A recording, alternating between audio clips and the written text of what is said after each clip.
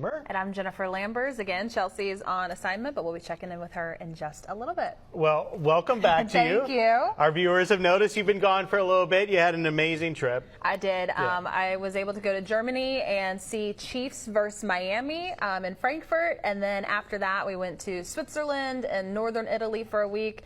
And then made it halfway back and went to Ireland for a week. We've been doing a little bit of texting and following along on social media. It looks like the trip of a lifetime. It truly was. Yeah. It was beautiful. It was magnificent, and especially it was off season, so there weren't a lot of people there. Cool. It was fantastic. And the Chiefs got the W. And the Chiefs got the win, too. It's great. Great stuff. Well, welcome back. Glad you had such an amazing trip. We've got a few headlines to talk about. A prequel and a threequel hit theaters this weekend, along with a holiday horror flick. And where did that leave the latest Marvel movie, the Trolls movie, especially Thanksgiving week? School is out. You got to find things to do, so that one will most likely be on our watch list. I do want to see the new Hunger Games one. I will say I forgot it was coming out this week. Because I feel like probably with the writer's strike, you haven't seen as much advertising with it. And so I wonder if that's what's hurting its numbers a bit. Right. Or you forgot about it because you were gallivanting around the world. No, it looks really good. I typically read all the Hunger Games book, and I wanted to read that one before I saw it. So I don't know. My son actually just started reading those books, and he just breezed through the first one, and he loved it. So maybe we'll wait for that. But I know both the kids want to see Trolls, like you were saying. Yeah, that one seems like a really good one to check out. Well, welcome to the world of Frozen, the first and largest Frozen-themed land, which has just opened at... Last week on the show, we announced that 3 is a go, and that they're also greenlighting a 4th Frozen movie, most likely. So it takes years in between movies. So if you think about when Frozen came out, then Frozen 2, it's going to span like 20 years or something like that. So big audience there. Big audience. All right, the holiday season calls for last-minute purchases, and a new survey reveals the hottest Thanksgiving items. And then, wait a minute, you got to have dessert and make sure you have enough for everyone. So I understand it. Well, we are gearing up for Thanksgiving, but also we have some yummy food cooking up behind us. Joe, I am very excited for that. Well, coming up, we're going to introduce you to our next pet of the week. And also, we are back and we have our pet of the week, Zippy. She is a Border Collie mix. Thank you so much for being here. Say good morning. Good morning. And she is having an absolute blast so far to begin for today. And she is absolutely adorable, but she has been friendly with everyone so far across the studio. And so can you just tell me a little bit about Zippy? Yes, she is a year and a half. She came from a rescue, so we don't know a whole lot about her. They have temperament tested her. She seems to do really well with smaller dogs and dogs her size. Bigger dogs, I think, make her a little bit nervous, so maybe not the best match. She loves children and other people, but we don't know about cats. So, okay, don't eat my fingers. There you go. She is enjoying the treats, though. She is so lovable and friendly, and I can definitely tell that she has some smarts to her, too. She's good at listening, good at doing what she needs to do for the treats. And so if someone is interested in adding an addition, adding Zippy to their family, finding out more, how can they find out more about her? Well, Zippy is at the Haven in Fairhope, so you can look us up. The Haven for Animals on Facebook is usually the easiest way to remember to find us. So she is there along with lots of other dogs and cats that need a loving home. We also are getting ready for Giving Tuesday, which is the Tuesday after Thanksgiving. That's a big donation day for the Haven, so we hope that you will all open your pocketbooks and share so that we can help get these homeless animals home for the holidays. Yeah, and so focusing more on Giving Tuesday, just what is your goal through that, and what does it really go back to for the Haven?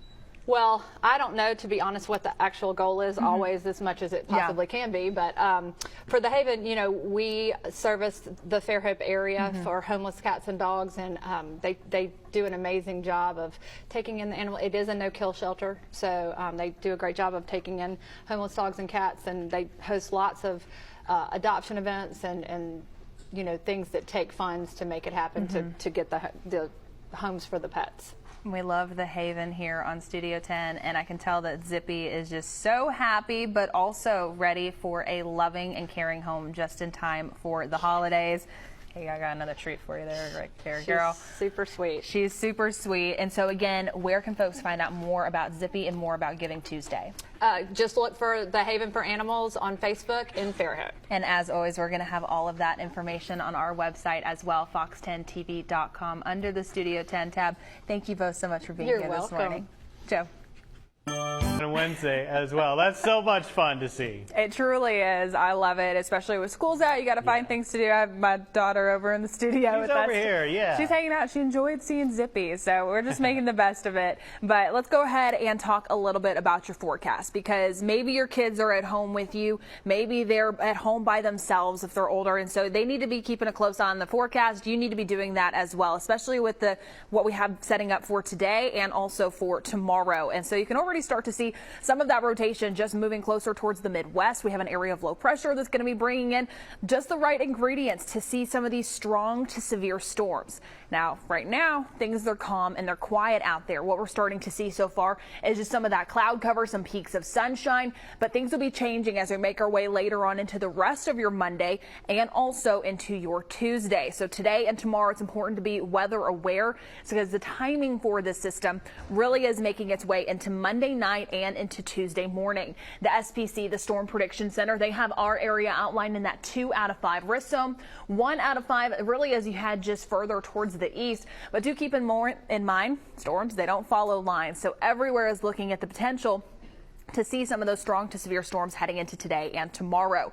The biggest threats that we're looking at is going to be some of those damaging winds, but also a few tornadoes will be possible. So breaking down just what we're seeing even closer, as at the Storm Prediction Center, they also break down into categories, the wind risk and the tornado risk. And so the highest wind risk is really staying further off towards our west, closer towards central Mississippi, portions of Louisiana. But even here locally, we're still looking at a higher chance to see more of those strong winds for today and tomorrow. And then also checking in on that tornado risk. We're also looking at the potential there of that 5%. 5% is still high once you're looking at those categories, but still stronger once you head further off towards the west. Even adding in that hatched look there, just saying, hey, stronger tornadoes are also possible, talking about that EF2 and above. But we're going to continue to monitor. We're going to keep you updated. I'm going to have more on the timing with this system in my future cast, plus also what you can expect behind this with your Thanksgiving, Black Friday, and the weekend. A lot to unpack with this forecast, but I'm going to have more of those details coming up in just a little bit. Joe. Well, we are back in the kitchen with Bama Bob's Barbecue. I'm joined by Bobby Langford. He is the owner. Plus, also we have Daly here, and she is going to be whipping up some of these loaded nachos for us. But what we've been doing during the break is making some of these tortillas fresh, or tortilla chips. And so what are you adding to the chips right now? Our famous barbecue seasoning. Perfect. So some barbecue seasoning added on to those fresh tortilla chips. And so we're going to be making 2 different loaded nachos, correct? Right. We're going to do the pork, and we're going to do the nacho cheese, which is the counter traditional. But some people don't like the nacho cheese. Sorry, Chelsea, I know. But so we're going to do some shredded cheese for the brisket and just kind of give a couple of different options. And here is already stuck out to me of how much this barbecue smells fantastic. And so we've laid out some of those chips. And so that one's going to be the pulled pork. You're going to put the nacho cheese on it. Nacho cheese on it.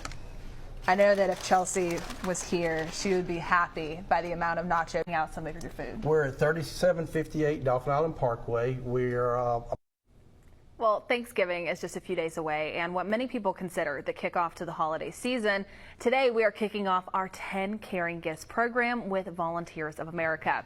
And Chelsea has been live all morning long at the Greer's Market on Dauphin Street. And Chelsea, you've had a lot going on, but this really is a great way to give back this holiday season.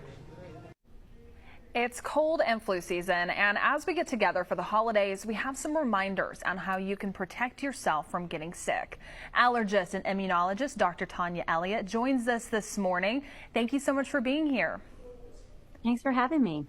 And starting off first, what steps can individuals take to prepare themselves for the season?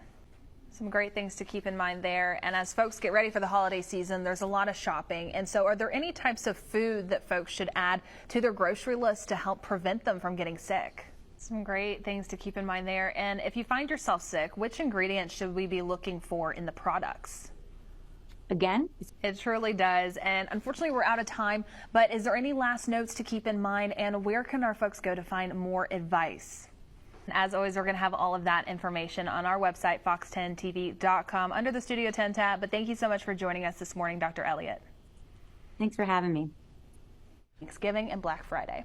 Upper 50s on Thanksgiving. I always say that's the perfect canned cranberry eating weather. There you go. There it is. Perfect. All right. Thanks for watching us here on this hour of Studio 10. We'll be back. Very, very cool. Well, coming up.